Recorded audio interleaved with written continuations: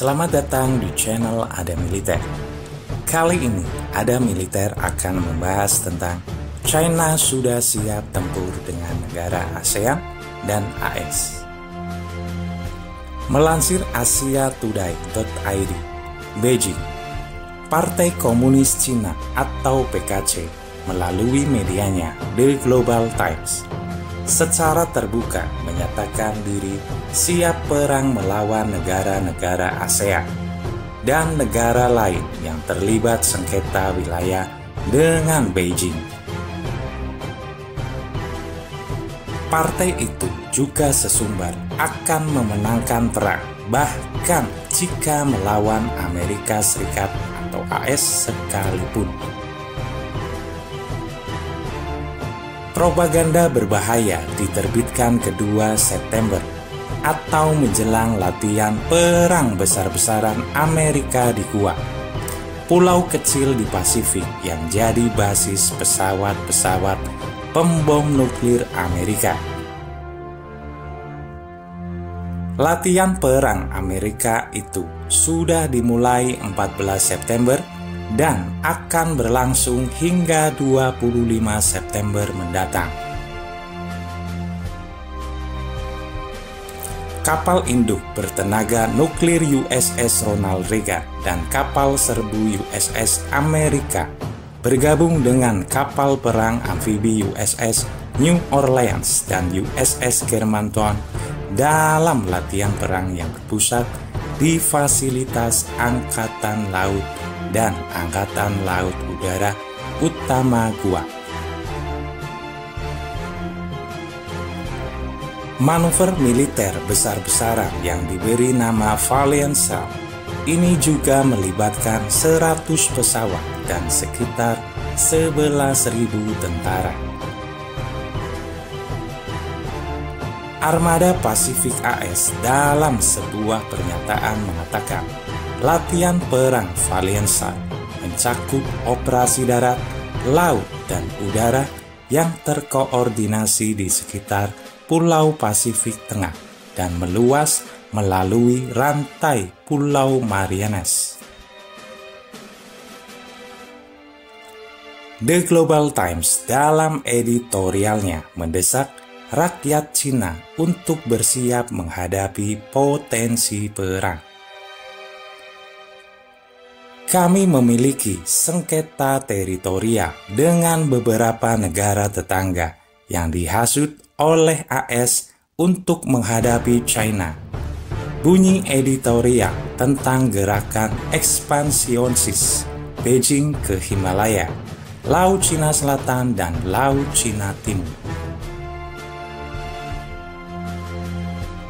Oleh karena itu, masyarakat China harus memiliki keberanian nyata untuk terlibat dengan tenang dalam perang yang bertujuan untuk melindungi kepentingan inti dan bersiap untuk menanggung akibatnya.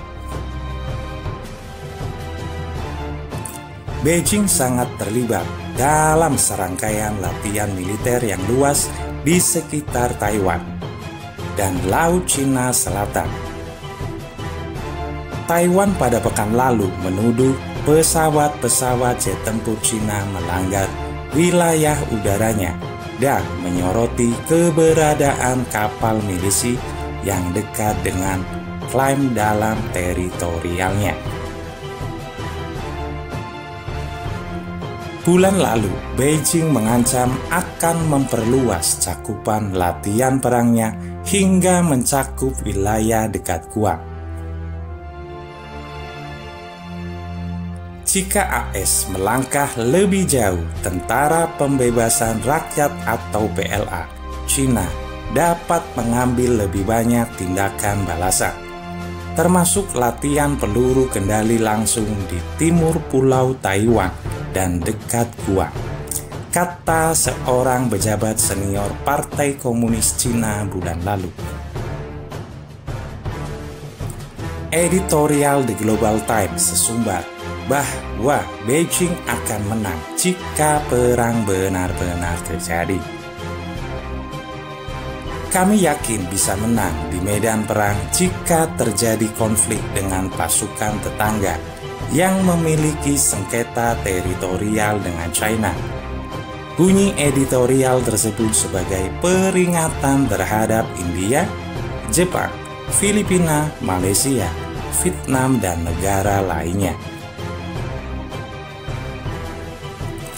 Indonesia tidak terlibat sengketa wilayah di Laut China Selatan.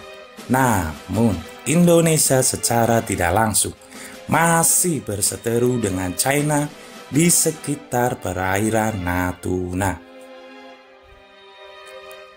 Demikian pula, jika ada perang dengan AS di dekat perairan pesisir Cina, kami juga memiliki peluang bagus untuk menang. Lanjut editorial tersebut. Partai Komunis China bersikeras bahwa ketegangan internasional yang meluas ini bukanlah kesalahannya. Beberapa dari negara ini percaya bahwa dukungan AS memberi mereka kesempatan strategis dan mencoba memperlakukan China dengan keterlaluan. Imbuh editorial tersebut. Tentu saja, bagaimanapun, perang tidak bisa dilakukan dengan santai, dan kita harus menang jika kita ingin berperang. Kemenangan semacam itu memiliki dua arti. Pertama, berarti mengalahkan lawan di medan perang. Kedua, itu harus dibenarkan secara moral. Tetapi editorial yang berbicara keras membuat satu konsesi utama, yakni Beijing beresiko terisolasi secara internasional. Jika kita menang di medan perang dengan mengorbankan moralitas internasional kita mungkin keliru membantu AS membangun aliansi anti-China yang lebih menantang posisi strategis kita. Lanjut editorial tersebut. Palau, negara kecil di Kepulauan Pasifik, telah mendesak Amerika Serikat untuk membangun pangkalan militer di wilayahnya guna melawan pengaruh China di wilayah tersebut. Menteri Pertahanan AS Mark Esper mengunjungi negara kecil itu minggu lalu. Dia menuduh Beijing melakukan aktivitas destabilisasi yang sedang berlangsung di Pasifik. Presiden Palau Tommy Ramengesau menyatakan 22.000 rakyatnya akan menyambut fasilitas militer AS selama mereka sering menggunakannya. Permintaan Palau kepada militer AS tetap sederhana, bangun fasilitas penggunaan bersama, lalu datang dan gunakan secara teratur, katanya. Ramengesau juga meminta bantuan AS untuk berpatroli di cagar lautnya yang luas, yang semakin menjadi sasaran penangkapan ikan ilegal internasional. Palau sebagai negara merdeka tidak memiliki militer. Sejak Perang Dunia Kedua, perjanjian Compact of Free Association telah memberikan tanggung jawab kepada AS untuk pertahanannya. Hak militer AS untuk membangun situs pertahanan di Republik Palau kurang dimanfaatkan selama durasi Compact, kata Ramengesau. Fasilitas radar AS yang baru sedang dibangun di rantai pulau yang ditempatkan secara strategis.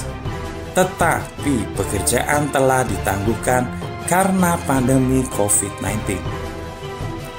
Pandemi global yang sebagian disalahkan atas ketidakstabilan Asia Tenggara yang meningkat secara dramatis juga berdampak pada Guam.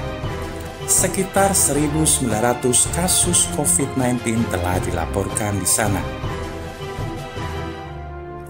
Ini tidak termasuk 1.150 orang yang menderita COVID-19 dari kapal induk USS Theodore Roosevelt yang menghentikan operasinya pada bulan Maret dan berlabuh di Pangkalan Angkatan Laut Guam untuk melawan wabahnya.